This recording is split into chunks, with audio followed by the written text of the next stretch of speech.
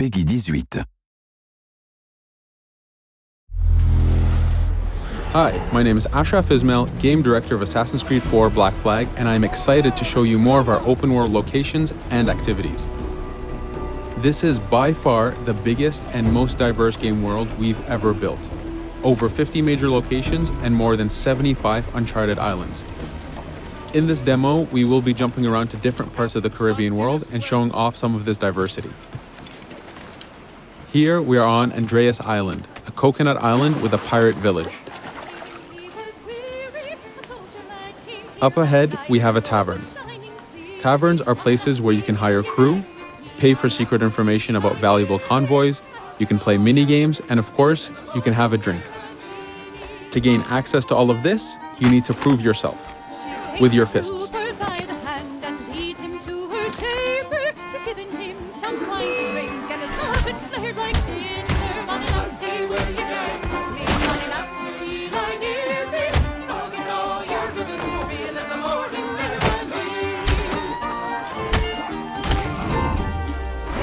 Now that the fight is over, you have access to the tavern and its services. This being a tavern, there's always plenty of rum to be drank, but drinking too much will have some fun surprises for you.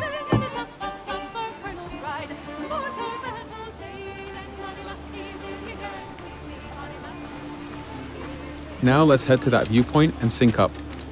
Each viewpoint in the game is a small navigation puzzle to reach the top. Synchronizing unfogs the map, showing you nearby collectibles and activities, and it also becomes a fast travel point so that you can quickly get back here. The world is massive. We need it to make it comfortable and easy for you to get to where you want.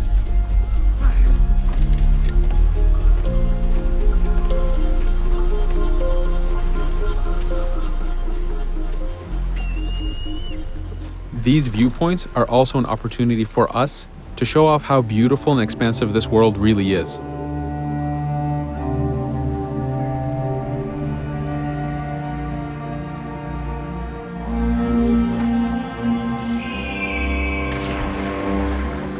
Now we're heading to another important location, underwater shipwrecks. We are now able to access these locations because we recently purchased a diving bell. These are real 18th century devices that pirates and sailors used to access the underwater. Underwater is how the golden age of piracy started. Through an incredible hurricane, tons and tons of Spanish gold was lost at the bottom of the seabed. This attracted poor, jobless sailors and pirates to dive down and grab this treasure. It was important for us to include the underwater as a new environment because it was so important to the history of piracy. The underwater is full of unknown dangers and predators.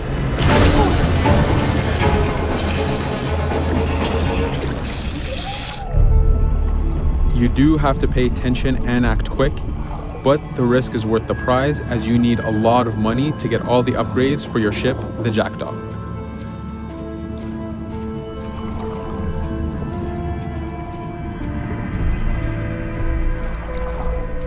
Stealth is very important even in the underwater.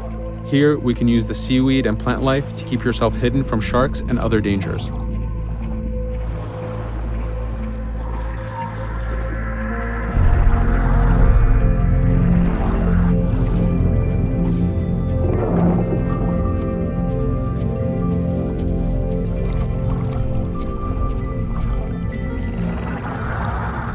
This is an air barrel. It's a one-time air refill, so use them wisely. Of course, you can always go back to the diving bell to refill. We are going to move to a different location now. This is a smuggler cave. This one happened to be accessed from the underwater, but not all of them are.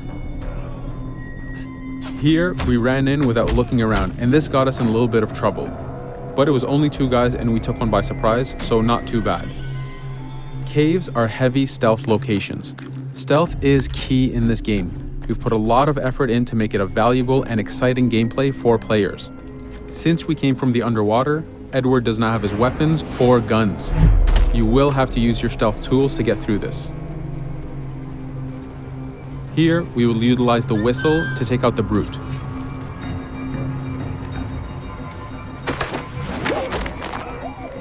Anytime an enemy is taken out, they will drop their weapon for you to use.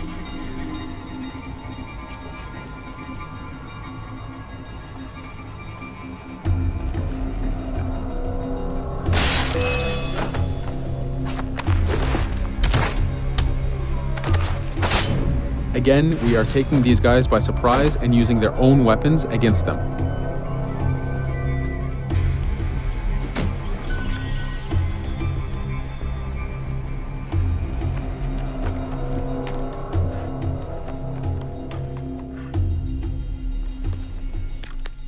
Using just your fists keeps things quiet. This allows you to take advantage over the second guard.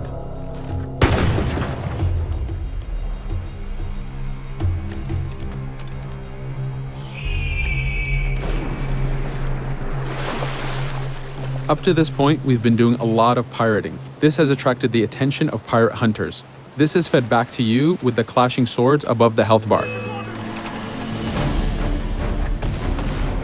This is a first level hunter after us. You can push the wanted system to reach level 4, where you have a fleet of intense aggressive hunters after you. The horn you heard indicates that this is a charger type ship. This ship is all about getting close and ramming. Each ship type has a unique sound associated to it, the scariest being the war drums of a man of war. Your first mate, Adewale, is always giving you helpful advice and feedback. The chain shot is a stun weapon. Hitting ships slows them down.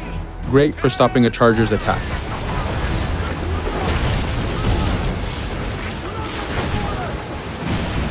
As the masts come down, we can start a boarding.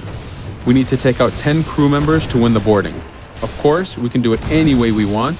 In this case, since this is a smaller ship, the swivel gun is very efficient.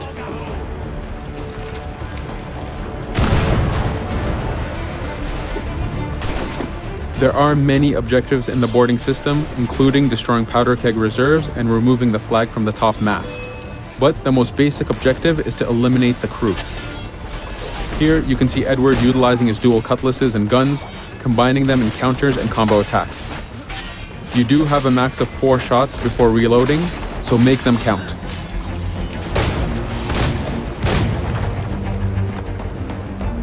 Plundering a hunter allows you to send a very powerful ship to your fleet. They are also a good way to gain ammo for the Jackdaw. In this case, we will use this opportunity to lower our wanted level.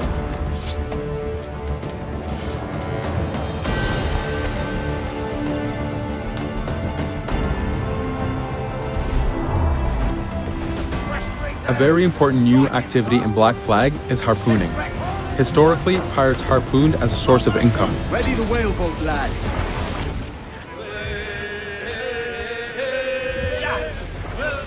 Harpooning is a part of upgrading Edward and his gear. There are many different types of creatures to harpoon, and they are all needed to get every single upgrade.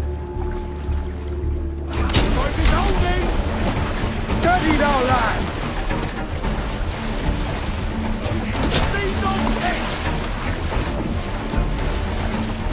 Success!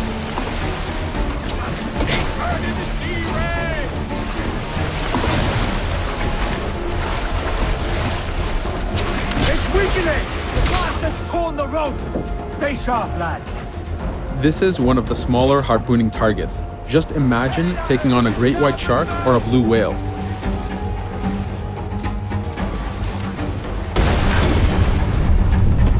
This one's dangerous!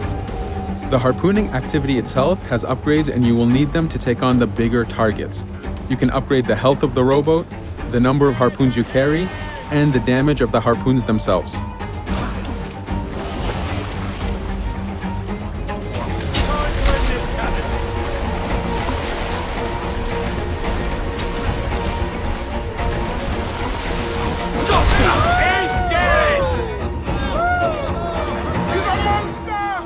This was just a tease of the activities and locations. There is tons more for you to experience. Thank you for watching.